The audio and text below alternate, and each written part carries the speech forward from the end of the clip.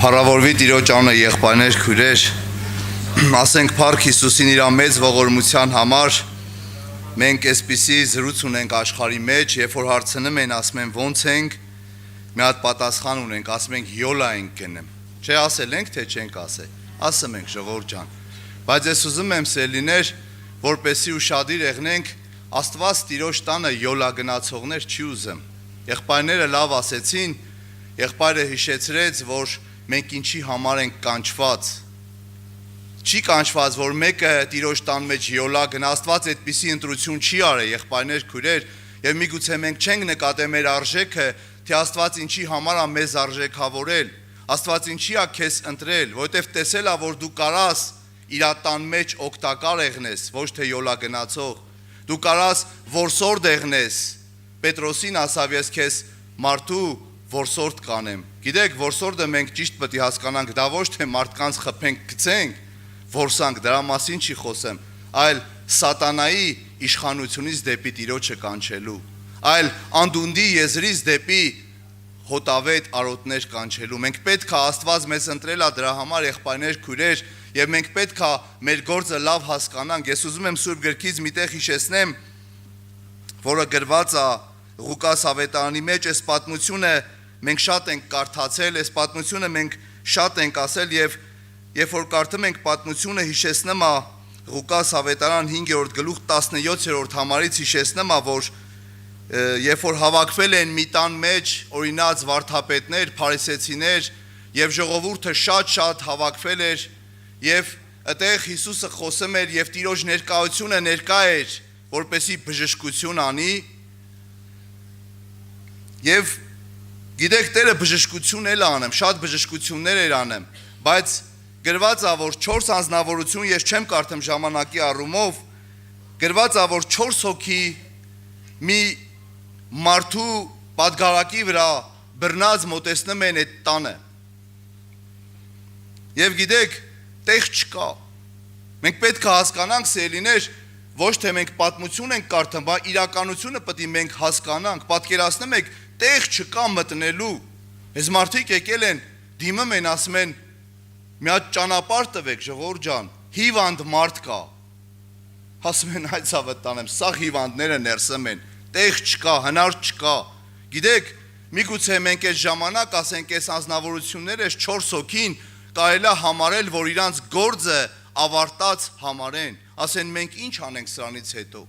Մենք բերել ենք, հասցրել ենք այս տան շեմը, մենք ուզում ենք գնանք դեպի Հիսուսը, մենք ուզում ենք այս մարդուն բերենք դեպի Տիրոջ մոտ, որ բժշկվի, բայց տեղ չկա, ով է մեղավոր, ու մարդկանց հետ կռիվ չենք անելու։ Բայց գիտեք, ժողովուրդ ջան, այսպիսի համար կա գրված, 18 համարն եմ կարդեմ, ահա քանի մարդիկ անդամալույց մարդ մահիճներով բերին եւ հնար կփնտրեին, թե ինչպես նրան մոտեցնեն, հնար կփնտրեին։ Ինչա նշանակում հնար փնտրելը, ժողովուրդ ջան։ Այս մարդիկ որոշել էին, որպեսի ինչ գնով է եղնի, մենք պետք է այս մարդուն մոտեցնենք Հիսուսին։ Իսկ այդ գինը հետաքրքիր է, ով պիտի վճարեր։ Հետաքրքիր է, ինչ ճանապարհ պետք է գտնեին, եթե պատուհանները չես կարա մտցնես, դուռը չես կարա մտցնես, ինչ ամենեմ անելու։ Եվ գրված է, որ այս մարդիկ բարձրացան եւ գրված է, որ կտուրը ծակեցին, մենք միգուցե մտածենք, որ ուղակի խոտով տենց փագած բան է եղել, պետք է ընդամենը բացեին, բայց երբ որ կարդում ենք գրված է, որ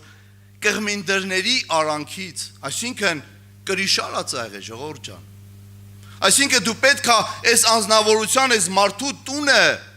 քանդես, դու պետք է այս մարդու կտուրը քանդես, իսկ այսօր ով է պատրաստ այդ քայլին գնալու, ով իրավունք ունի, պատկերացրեք ձեր տունն է, ով իրավունք ունի քո տան կտուրը քանդելու։ Ունեն իրավունք, թե չունեն, ժողովուրդ ջան։ Գիտեք, այս իրավիճակի մեջ այո իրավունք ունեին այս մարդիկ, որովհետև այս մարդիկ որոշել էին, որ անպայման պետք է վերանորոգեն այդ կտուրը։ Այսինքն այն մարդը իրավունք ունի այսօր գնալու, եղբայրը անցած պաշտամունքից անգամ հիշեցնում էր, այսօր էլ դրա մասին պաշտամունքը թենց բացվեց, որ մարդը պատրաստ էր իր շահը դնելու, որպեսի այս մարդուն բժշկություն եղնի, կապ չունի այդ մեծությունը ինչ շահադրե։ Այսօր մենք բոլորս Քրիստոսին սիրողներ ենք, եղբայրներ, քույրեր, եւ գիտեք, ոչ մեկը չի կարա դա ժխտի, չի կարա ոչ մեկ ասի, որ դու չես սիրեմ, բայց գիտեք ինչ կարանք ասենք, որ դրան սիրելու չափ կա։ Սիրելու չափ կա, ինչքան մենք սիրեմ Քրիստոսին, ինչքան մենք սիրեմ, գիտեք, եւ Տեր Հիսուսը անձամբ Պետրոսին հարց տվեց, ասավ Սիմոն, դու ինձ դրանցից շատ սիրեմ ես թե չես սիրեմ։ Այսինքն մենակ սիրելով չի, եղբայրներ, քույրեր։ Այն կինը երբ որ բերեց այդ յուղը լցրեց Հիսուսի գլխին, գիտեք, նեղվում էին մարդիկ, բայց գիտեք ինչ ասավ, ասավ այս մարդու մեղքերը ներվեց, որովհետև շատ սիրեց։ Ինչից ենք հասկանում, որ շատ է սիրե, որովհետև իր ամենաթանկը տվել է Քրիստոսին։ Այսօր եղբայրներ, քույրեր, նայում ենք մեր իրավիճակները, մեր ընտանիքները, մեր հարևանները, մեր բարեկամները, նայում ենք մեր կողքի անձնավորությանը, շատ խնդիրներ, մենք էլ հետ ունենք այդ խնդիրները, բայց ինչ քայլեր է կատարվում մեր կողմից, ինչ որ մեկին ոտի կանգնացնելու համար։ Արդյոք ես կարամ լինեմ այդ 4 հոգուց մեկը։ Ես հիշում եմ սրանից տարիներ առաջ, երևի մի 10 տարուց առաջ, երբ որ Հանքավանեմ տենց բան կար, հավաքվել էին մարգարեներ կային, ես առաջի անգամ այդտեղ լսեցի այդ մարգարեներից մեկը այսպիսի տենց մարգարություն արավ, ասավ Աստված փնտրում է 4 հոգու, որ կարող եղնեն հիվանդին վեր ունեն։ Եվ գիտեք, ես չհասկացա սկզբից դա ինչ է նշանակում, բայց երբ որ այսօր նայում եմ, ես այսպիսի աղոթք եմ անում, ասում եմ Տեր, ես ուզում եմ այդ 4 հոգուց մեկը եղնեմ։ Ես չեմ ուզում նայեմ, թե այն 3-ը ով են եղնելու, դու մի փնտրի, ասի հենց 3-ը թմամի, մենք ինչ կանենք 4-րդը ես կեղնեմ։ Դու ասա ես ուզում եմ դրանցից մեկը եղնեմ։ Ես ուզում եմ այն մարդը եղնեմ, ով որ Աստված կարա երկնքից նայի ու ասի, այս մեկը պատրաստ է, թող փառավորվի Տիրոջ անունը, եղբայրներ, քույրեր։ Այո, այսօր մեր շահի հետևից նայենք, մենք կարանք պատճառ բռնենք բոլորի առաջ։ Ես հասել եմ մինչև ստեղ, սրանից հետո իմ ուժերից վեր է, բայց երբ որ նայում ենք, մենք աշխարհում ոնց ենք, ոնց որ սկզբից ասեցի, յոլա գնեմ, եղբայրներ, քույրեր, մենք կտենանք, որ մեր ուժերից վերն ենք անեմ, մեր յոլա գնալու համար ճակերտավոր, որ գիշեր ու ցերեկ չենք հարցնեմ, որպեսի ապահովենք մեր ընտանիքները, մեր առողջությունը չենք ափսոսեմ, որպեսի մի քանի կոպեկ ավել աշխատենք մեր հոգերի համար, սա իրականություն է, բայց Աստված ընտրել է այսօր ոչ թե սիրուններին, ոչ թե խելացիներին, ոչ թե ունևորներին, այլ ընտրել է մարդիկ, որ եկեղեցու մեջ պետք է աշխատեն, Տիրոջ այգու մեջ յոլա գնալ չկա, վերջի մի ժամ աշխատողին Տերն ասավ պետք է գնաս աշխատես, այդ մի ժամը գնա աշխատի, յոլա գնալու չի։ Եզեկիել 22-րդ գլխի մեջ գրված է 30 համարեմ, անոնցմե մարդը փնտրեցի, որ Պարիս փշինե եւ խրամատի մեջ իմ արջևս կենա երկրի համար, որպեսի զանիկա չավրեմ, բայց չգտա։ Աստված որոշել էր, որ երկիր ավերի, որտեվ այնքան էր հանցանքը շատացե եւ որևէ բարեխոս չկար, մեկը չկար, բայց նայում ենք ոնց չկար Տեր։ Միթե մարդ չկար, բա Նոյը, բա Դանիելը, բա Հոբը, այս մարդիկ ինչ մարդիկ են եղել, գիտեք, դրա համար խոսք կա գրված։ Ասում է, եթե ես որոշեմ, որ պիտի ավերեմ, եթե Նոյը, Հոբը, Դանիելն էլ ինչքան իմ սիրելի մարդիկ եղնեն, ինչքան հզոր մարդիկ եղնեն հոգևոր կյանքի մեջ, իրենց արդարությունով, իրանց զավակներին չեն կարող, իրանց տունը չեն կարող փրկեն։ Այս ինչ էր երկրի վիճակը դարել, ով պիտի գար մեզ ընթառաջ, ով էր այդ 4 հոգուց մեկը, ով էր այն ազնվորությունը, որ պատրաստ է իր ամբողջը դնելու, որ երկիրը նորից փրկվի, որ երկիրը նորից վերականգնվի։ Եսայի 59:15-16-ում գրված է. Տերը տեսավ եւ ասիկա անոր արչեւ գեժ երևցավ, քանզի իրավունք չմնաց, տեսավ որ մարդը չկար եւ զարմացավ, որ միջնորդը չէր գտնվե։ 11 Սաղմոսի 2-րդ համարում ասում է, եթե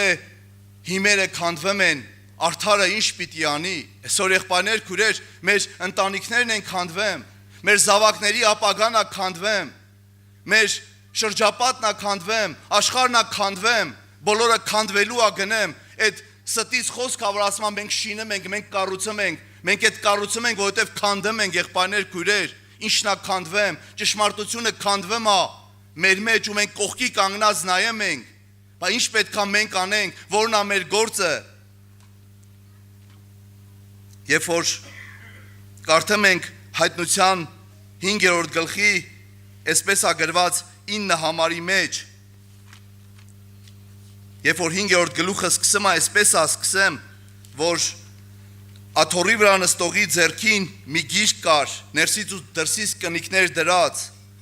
եւ պետք է մեկը բացեր այդ գիրքը։ Այդ կնիկները բացվելով բացվում էր ամբողջ պատմությունը եւ ամբողջ վախճանը, բայց գրված ա որևէ մեկը չգտնվեց, որևէ մեկը չգտնվեց երկնքի տակ, երկրի տակ, երկրի վրա, ոչ մեկը չկար։ Եվ Հովհաննես ասում ա, ես սաստիկ լաց է եղնեմ, որովհետև մեկը արժանի չէր։ Եվ ասում ա, մի զորավոր հրեշտակ ինձ ասավ, ես ուզում եմ կարդամ այդ տեղը, մի լար, ներեցեք երեցներից մեկը ասավ, մի լար, ահա Հուդայի ցեղից եղող առյուծը, Դավիթի արմատը հաղթեց եւ այն գիրքը պիտի բանա։ Սիրելիներ, ես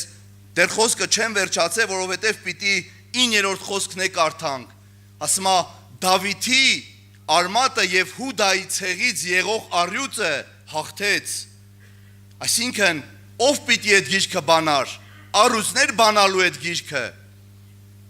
Առյուծներ բանալու այդ գիրքը։ Ով էր այդ առյուծը։ Հիսուս Քրիստոսը, բայց գիտեք, կարդանք 9-րդ խոսքը։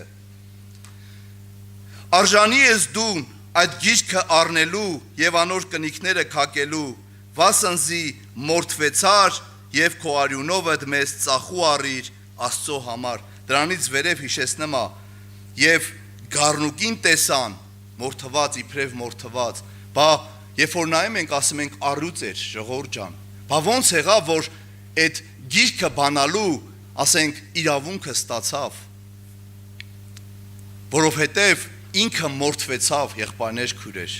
ինքը վճարեց դրա համար։ Այսօր մենք կարանք առյուծի նման եղնենք, այսօր մենք կարանք ամեն տեղ առյուծի բաժին փնտրենք, առյուծի նման խոսանք, բայց իսկական գիտեք ով էր, Հուդայի ցեղի առյուծը գիտեք ով էր, ով որ համաձայնվեց գառնուկ դառնալու, ով որ համաձայնվեց մորթվելու եւ իր արունով մեզ գնելու, գիտեք ժողովուրդ ջան, Աստված դրա կարիքը չունի որևէ մեկին, ասենք հաշիվ տալու, ինքը ինչ որ ուզենա կարա անի, ինքը իր ձեռը սեղանին չխփեց եւ ասի գիտես, սենց պետք է եղնի եւ համոզված եղեք հենց այդպես է պետք է եղներ։ Բայց ինքը արդար եղնելով, ինքը տեսնելով, որ պետք է ոչ միայն այս մարդու մեղքը ներվի,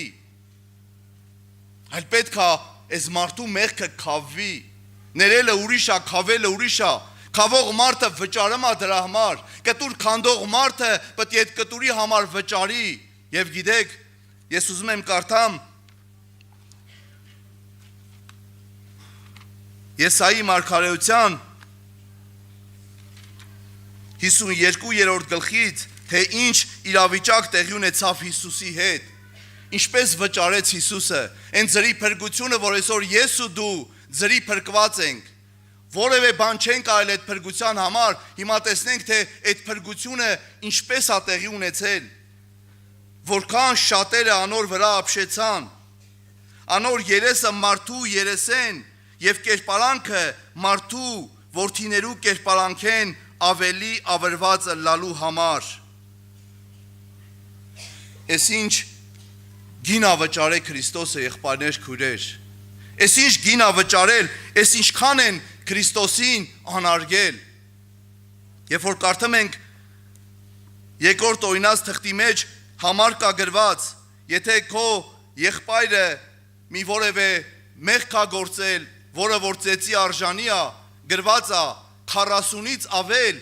հանկարծ իրան չհարվածես, ինչի համար, որովհետև 40-ից ավել որ հարվածես, ինքը կանարգվի քո աչքի առաջ, բայց պետք չի որ քո եղբայրը անարգվի, նա պետք է ընդամենը դրա համար վճարի դաստիարակվելու համար։ Պողոս առաքյալ ասում է, ես 5 անգամ 40-ից 1 պակաս ծես կերա, այսինքն այս օրենքը գործում էր նոր ուխտի մեջ, Հրեաները թեկուզ պատժում էին Պողոսին, բայց իրանք վախենում էին Աստծուց, ասում էին հանկարծ 40 անգամ չխփենք, մի հատ պակաս խփենք, որ Պողոսը դիմանա, ինքն էլ ամարդ վերջապես։ Բա Հիսուսը, ժողովուրդ ջան, բա Հիսուսը, երբ որ եկավ կանգնեց ձաղկվելու, գրված է, նրա կերպարանքը մարդկանց, որդիների կերպարանքից ավելի ավրված էր, որ նրան նայում էին կանախոս տեսք ուներ, ոչ մեկը չէր հավանում նրան, այնքան հարված էր ստացել իր վրա, որևէ կերպարանք չուներ, մարդիկ նույնիսկ ասում էին, որ ինքը Աստծուց խփվել է, բայց գրված է, որ ինքը վճարում էր քո համար, ինքը այդ ամեն քայլը գնում էր, որովհետև Սատանան տարել էր քեզ, եւ ինքը պետքա վճարեր քո փոխարեն, իսկ ինչքան շատ ա եղել իմ գինը, ես ինչքան մեղք եմ գործել ես Տեր Աստված, ինձ թվում է թե ես այդքան էլ մեղավոր չեմ, խելոք մարդ եմ ինձ համար, ինչ եմ արել, բայց գիտեք ժողովուրդ ջան, ոնց էր որոշվեմ, մի հատ եղբայր գեղեցիկ նկարագրում այդ խոսքերի մեջ տպավորվել է, որ ումից էր կախված, հորից էր կախված, ինչքան պետք է հարված ուտի Քրիստոսը, եւ գիտեք, մեր բառերով ասած, հայրը Հիսուսին ասավ, Հիսուս, պակաս չի կարա եղնի, դրանից պակաս չի կարա եղնի, ինչի համար, որովհետև պետքա վճարվեր մինչև վերջի կոպեկը, մինչև վերջի նաքարակիտը պետքա վճարվեր, որ ես ու դու ազատ դատարանից դուրս գայինք։ Այսօր եղբայրներ, քույրեր, ինչ ենք մենք անում մեր կողքինի համար, գնահատում ենք այն արժեքը, որ տրվել է մեզ համար, Քրիստոսը մինչև վերջ խաչի մահվան գնաց, առանց տրտնջալու, գիտեք, միգուցե մեր մեջ խղճահարություն առաջանա, լաց եղնենք, ասենք էս ինչ է, բայց գիտեք, ես համոզված եմ եղբայրներ, քույրեր, որ Քրիստոսը ուրախությունով էր գնեմ, մարդիկ նա դեմք այնքան ավրված էր, որ իրան չէին տենեմ, որ ինքը ուրախանում է դրա համար, եւ մարդիկ խղճում էին, ասում էին, լաց են եղնեմ, Տերն ասավ, ձեր վրա ին վրա լաց մեկ եղնի, լացեք ուն վրա,